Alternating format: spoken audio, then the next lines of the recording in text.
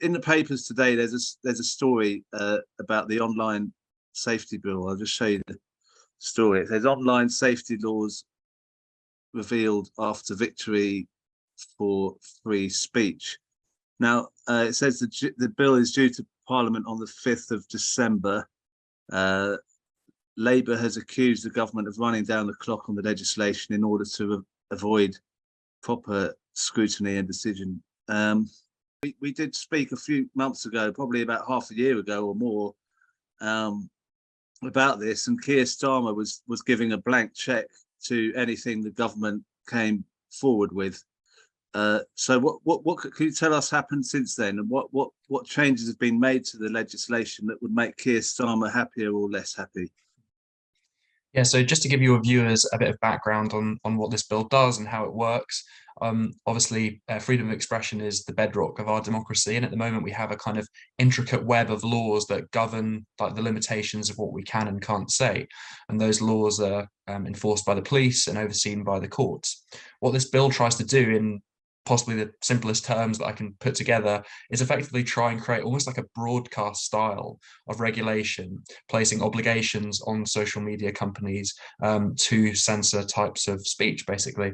The trouble is that these are not broadcasters, these are public forums. And so when these obligations fall on these public forums to, tackle different kinds of speech, then it's our freedom of expression that's impacted. And let's remember that these are the same platforms that have, removed the YouTube channel of Novara Media or the Socialist Workers' Party. Some people on the left can be sometimes complacent about freedom of expression, but this is something that affects everybody equally.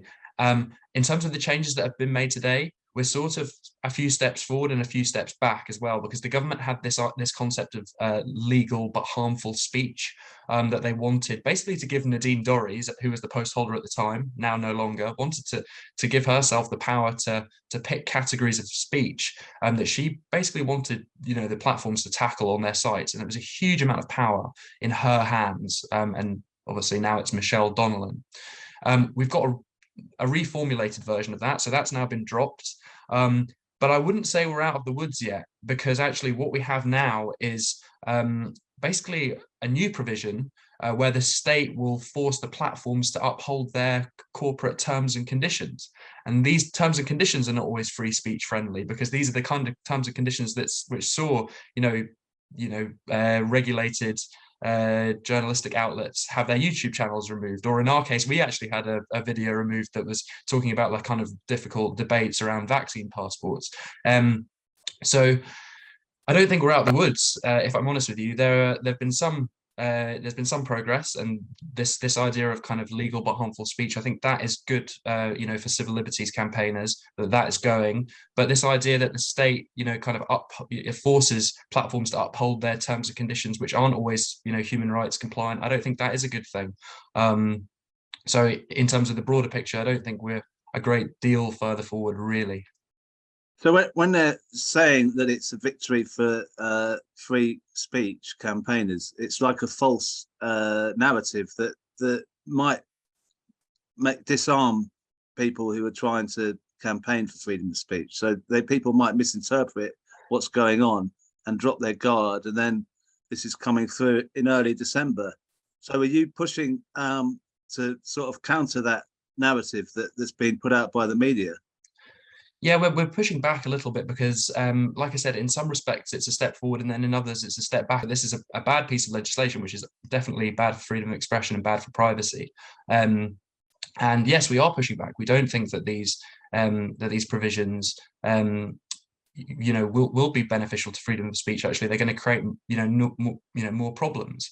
To give you another example of Facebook's terms of use, under Facebook's hate speech policy, women have had their posts removed for calling, I think the phrase was, men are idiots. Very general term. Nothing enormously pernicious about that, I would say. But no, that's Facebook's hate speech policy, and that's really broadly worded. And so this new policy that the government announced today is going to see the state force platforms to uphold, like basically corporate terms and conditions that are designed in Silicon Valley that don't really have a great deal of resonance with what we think is acceptable here in the UK, and they'll have to uphold those terms and conditions more, consistently, and that probably means more chaotic censorship of some of the kind that I've described. And just about Keir Starmer, because we talked those months ago about his giving the government a blank check on whatever they came forward with the online safety bill. It says Labour's critical of this amended version. So we're seeing that Labour is more authoritarian than the Conservatives. Is that how you'd read it? I mean, the response from the Labour front bench has not been helpful when it comes to civil liberties at all on this bill. They've really, I would say, struggled to grapple the concerns that civil liberties groups like ourselves, like Open Rights Group, have been raising for, frankly, years now. The response, as you say, has really been to kind of, if anything, make the bill more authoritarian and more censorious. And the collateral impact will be felt by people, in politics. It will also be felt, hardest probably by people at the edges of society and, marginalized communities, because the reality is censorship doesn't tell us who's right or wrong. It just tells us who has power and who doesn't. So frankly, the response has been quite disappointing. All that they've called for is actually for some of these, powers to be beefed up rather than, scaled back.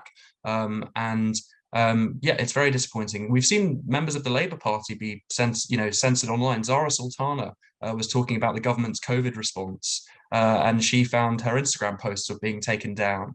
I'm not sure. In that case, I don't think she'd breached any rules on the site. But when they are censoring en masse because they have these obligations to do that, all sorts of things will be caught up in the web.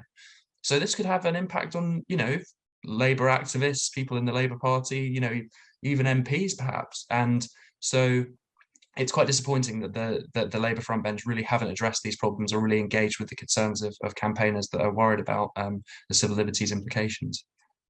I mean, you've obviously got no political affiliation, party political affiliation, but what you've seen of the Labour Party's internal politics with the way that it's handled disciplinary matters, especially expelling members for being part of a prescribed group that wasn't prescribed when they were part of it.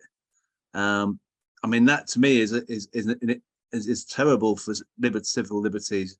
Would you say Labour is more dangerous than the Tories at the moment when it comes? If Starmer were to get in power, would you be more worried about how he'd do things?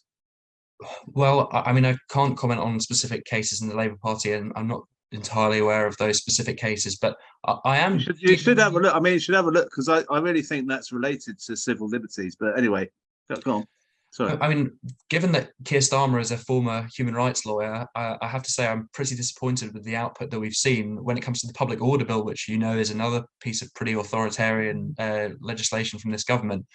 All that we've heard from Keir is that he wants to kind of beef up criminal sentences in the bill. When it talks about jailing activists and so on.